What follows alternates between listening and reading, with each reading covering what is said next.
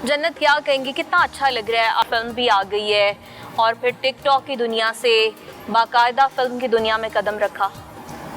ज़ाहिरी बात है, बहुत बड़ा चेंज होता है। आप कहाँ फ़ोन पे बना रहे हैं, एक बंद कमरे में टिकटॉक बना रहे हैं, कहाँ आपने इतने लोगों में निकल के परफॉर्म करना है और इतने सीनियर एक्टर्स हैं, उनके सामने कैसे परफॉर्म कोई कर सकता है और पहली दफ़ा आपका डेब्यू हो। बट ये कि जो मेरे साथ थे साइमा जी, नगमा मैडम और नूर अंकल ने इतने अच्छे से मुझे गाइड किया है।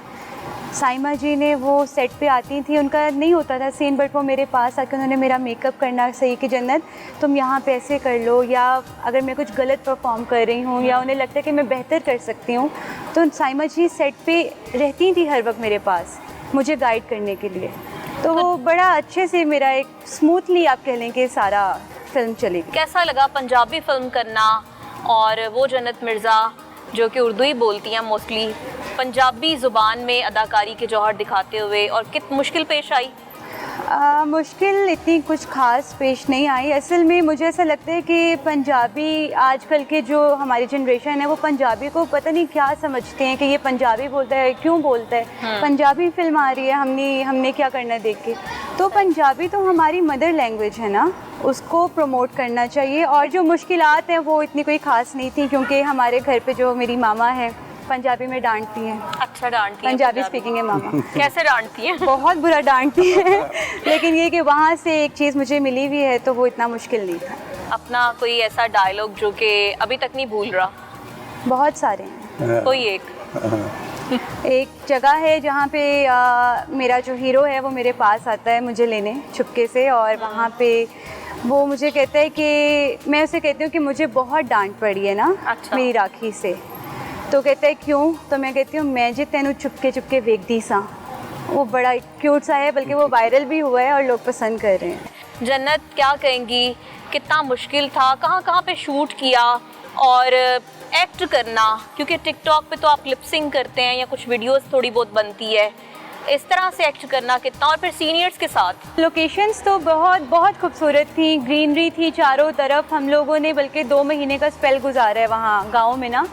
तो पहले तो ऐसा था कि हम लोग कभी ईद पे या वैसे गांव जाते थे दोस्तों के साथ, फैमिली के साथ, लेकिन 2 महीने गांव में गुजारने से रूटीन भी अच्छी हो गई थी, खुराक खालिस मिल रही थी हमें। अच्छा। सब्जियां मिलती थी घर में, हमने क्या वो जंक फूड खाना जी, फास्ट फूड आ जाए, वो बर्गर्स आ जाएंगे, वो यहाँ पे हमें आलू शलजम, पालक गोश्त, इस तरह की चीज़ें मिलती थी। तो वो एक रूटीन भी अच्छी हो गई, आपकी हेल्थ भी अच्छी हो गई, लोकेशन जो चारों तरफ ग्रीनरी है, फ्रेश एयर है, और क्या चाहिए होता है। यानी आप यूँ कह सकती हैं कि इस फिल्म के दौरान जो बेस्ट टाइम था, जो मी टाइम जिसको कहा जाता है, कि खूब आप नेचर से करीब भी हो गई, नेचर के करीब, और सुकून भी महसूस किया। इस फिल्म में आपको पंजाब नज़र आएगा। पंजाब नजर आया। पंजाब अक्सर ऐसे होता है कि पंजाबी मूवीज़ होती हैं वो बन बाहर ही होती हैं, सरहद पार, वहाँ वो चारों तरफ कोई खेत ही नहीं है, कोई ग्रीनरी नहीं है। लेकिन ये वो पंजाबी फिल्म है जिसमें आपको प्रॉपर पंजाब नज़र आने वाला है। तो सब कुछ एक बहुत नया था, लेकिन फिर बात वही इनकी चीमा अंकल की आती है कि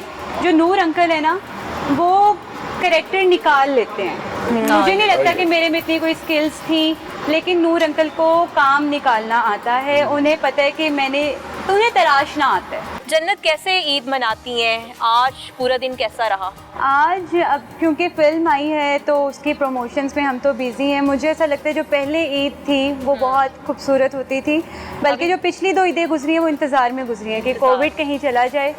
हमारी 2 ईदें गुजर गई हैं, हमारी फिल्म आनी थी, तीसरी ईद पे अब आ रही है। जो बचपन की ईद थी वो बहुत प्यारी होती थी कि घर में खानों की खुशबू, मामा के साथ हेल्प करवा रहे हैं, वहाँ जाके कुछ खा रहे हैं, फैमिली कज़न्स आ जाते थे, उनके साथ नानों घर जाना, ईदी मिलती थी। अब तो ईदी भी नहीं मिलती। अब ईदी देती हैं आप?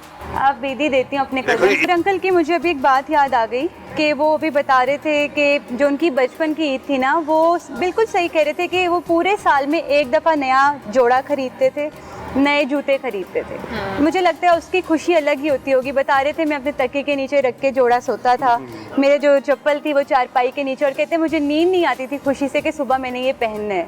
अभी तो रोज़ नए कपड़े, नए जूते, तो वो अब तो हर दिन ईद का दिन ईद होती है। शेरो शायरी करती हैं? नहीं नहीं करती? सुनती हूँ, करती नहीं। सुनती हैं? मैसेज अच्छे करती हैं या अच्छे मैसेज आते हैं? आते भी हैं, करती भी हूँ। ईद पे सबसे प्यारा कोई मैसेज आया हो?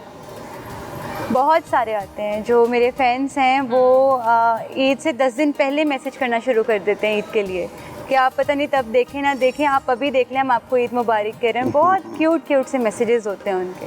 सही। अच्छा जन्नत, ज़िंदगी में कहाँ अपने आप को देखती हैं? कितना आगे जाएंगी? कितना काम करने का इरादा है? देखें, एक इंसान खुद प्लानिंग करता है और एक प्लानिंग अल्लाह करता है, ऊपर बैठ के अल्लाह पाक करते हैं बिलाशुबा। और होता वो है जो ऊपर अल्लाह ताला ने प्लान किया हो। तो जो मैंने प्लान किया है वो तो अपने लिए बेहतर किया है, लेकिन जो अल्लाह की मर्ज़ी है वो होगा। मज़ीद काम करने का इरादा रखती है? इरादा तो है, लेकिन अभी इस फिल्म के बाद सोचेंगे। अच्छी स्क्रिप्ट आती है, अच्छे प्रोजेक्ट ऑफ़र होते हैं तो ज़रूर करूँगी। अच्छा जन्नत, कहा जाता है कि जो स्टार्स जब बन जाती हैं लड़कियां तो बड़े नखरे करती हैं, नखरीली हो जाती हैं। तो अभी तक तो आपसे बात करके ऐसा महसूस नहीं हो रहा कि जन्नत मिर्ज़ा जो है वो कोई बहुत ही नखरीली लड़की है। अभी तो बड़ी लविंग लग रही है। मुझे ऐसा लगता है कि इंसान में मैं नहीं आनी चाहिए कभी कि मैं हूँ, बस मैं ही हूँ।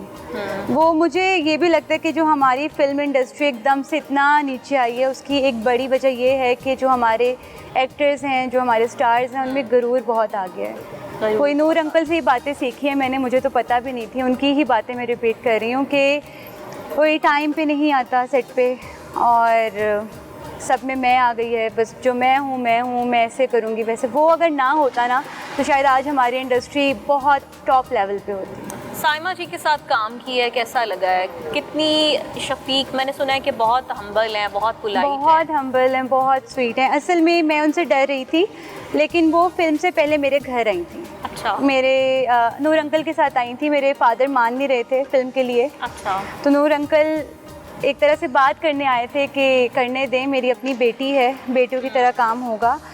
तो साइमा जी साथ आई थी, वहाँ से दोस्ती हो गई। फिर सेट पे जब उनके सीन नहीं भी होता था तो वो मेरे पास रहती थी मुझे समझाने के लिए। तो वहाँ से आप अंदाज़ा लगा सकते हैं कि वो कितनी हम्बल। यानी आप ये कह सकती हैं कि उनसे भी सीखा है आपने? उनसे ही सीखा है मैंने कौन सा पहले कोई काम किया है? मेरा डेब्यू है, पहली फिल्म ही है मेरी टिकटॉक के बाद। शीमा साहब के साथ कैसा एक्सपीरियंस रहा? हाय ना पूछे।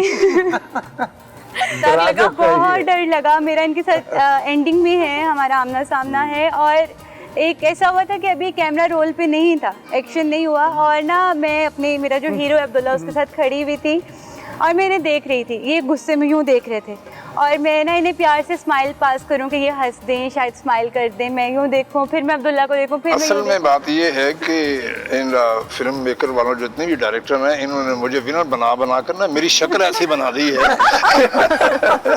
बिल्कुल ऐसे ही जैसे है। हमारी बेटी कह रही है कि मैंने इनको देखा और मैं चेहरे को देखकर डर रही थी कि सीमा मेरी तरफ पता नहीं कैसे देख रहे हैं। जी। फिर वो मैंने पूछा हीरो से, मैंने कहा ये स्माइल क्यों नहीं कर रहे, मैं कब से नहीं देख के स्माइल कर रही हूँ, गुस्से में क्यों देख रहे हैं? तो उसने बताया वो कैरेक्टर में जा चुके हैं, वो स्माइल कैरेक्टर में जा। फिर मुझे समझ आया। नहीं जी, आर्टिस्ट भी वही है जो अपनी जात की नफी कर दे, अपनी रूह से निकल कर उस रूह में कन्वर्ट हो जाए। मेरे सीनियर है, मतलब इस बारे में वो ही कुछ बता सकते हैं। ऐसा ही है, जब निगेट करते हैं शफकत चीमा बाहर निकलेगा, राशिद महमूद बाहर निकलेगा तो वो किरदार आएगा ना। ऐसे ही है। ये है एक नेचुरल। तो सो जस्ट रिलैक्स, आइंदा नहीं डरना इससे। आप काम करो ना तो ये किसका मुंह जिस तरह मर्जी हो। नहीं, मैंने सीखा उनसे, ये चीज सीखी है कि इतना पहले ही कैरेक्टर में आप चले जाएं। वो एक लिविंग होती है। जी बिल्कुल ऐसे ही है कि जो बड़े फनकार होते हैं उनकी ये नेचर है कि जब उनको कोई किरदार दिया जाता है, कोई रूप दिया जाता है, तो जब उसको धारने से पहले वो खुद को उस रोल में समा देते हैं। दामिया, किसको देखकर इस म्यूजिक इंडस्ट्री की जानिब आई थी? कौन रोल मॉडल है आपका? Role model was always Michael Jackson. Michael Jackson? हाँ जी, पॉप? हाँ जी, पहले टाइम से माइकल जैक्सन जिस तरीके से उन्होंने स्ट्रगल किया है लाइफ में, एंड जितना उनका प्यार था अपने आर्ट से लेके, वो मैंने किया है। बट बाकी तो आप दिन रात इंस्पिरेशन लेते रहते हो अपने इर्द गिर्द, जैसे अब हम इनसे भी सीख रहे हैं, तो सभी आपके इंस्पिरेशन होते हैं। आई थिंक सिंगिंग में मॉडर्न जॉनरा की जानिब भी जाना चाहेंगी? मेरा एक्चुअली जॉनरा इज़ पॉप, तो मेरा म्यूज़िक वैसे ही आप सुनेंगे। I don't remember the line, the word at the moment, but या मॉडर्न पंजाबी में अब आप सुनेंगे क्योंकि मैं लिखने लग गई हूँ। खुद लिखना भी शुरू हाँ, कर दिया है। क्योंकि अब ज़्यादा होम प्रोडक्शन कर रहे हैं, खुद वीडियोस बनाते हैं, खुद उसको राइट करते हैं, कंपोज करते हैं, एंड एक छोटा सा होम स्टूडियो भी मैंने ले लिया है। तो अब सारा यही है इरादा कि खुद से करना है काम। तो मॉडर्न पंजाबी उसमें आजकल मैं लिख रही हूँ। जैसे जी करदा में आपने सुनी होगी, I have heard Saeed sir ने इसको लिखा है, तो उस तरह के गाने आप सुनेंगे ज़रूर।